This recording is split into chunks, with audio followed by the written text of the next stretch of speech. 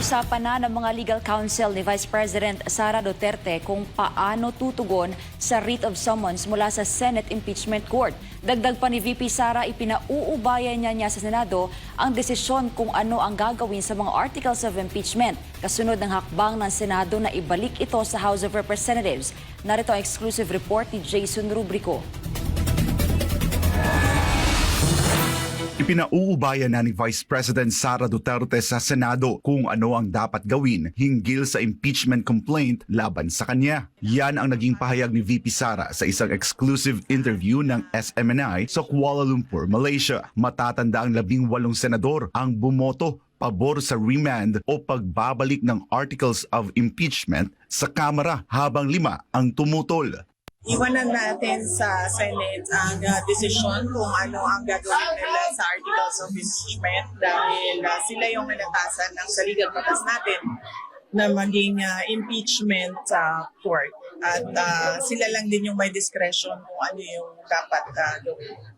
Sa ngayon, pinag-uusapan na ng mga legal counsel ni VP Sara kung paano tutugon sa writ of summons mula sa Senado. Kalakip ng summons na natanggap ng Office of the Vice President ang kopya ng impeachment complaint laban kay VP Sara. Ayon sa impeachment rule, may 10 araw ang Vice Presidente para magsumite ng kanyang sagot.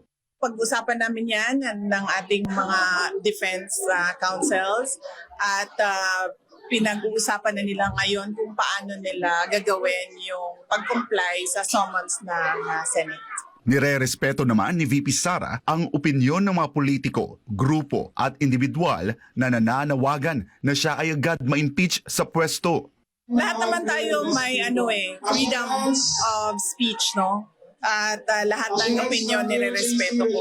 Makikita natin yan na noong mayor ako na lahat ng kumukontra ay welcome pa rin sa Davao City at pinapabayaan pa rin namin na makapagsalita. Hindi ako yung tipong tao na pipigilan ko ang ibang tao sa pagsasabi kung ano yung nasa isip at nasa puso nila. So respetuhin natin kung ano yung opinion nila.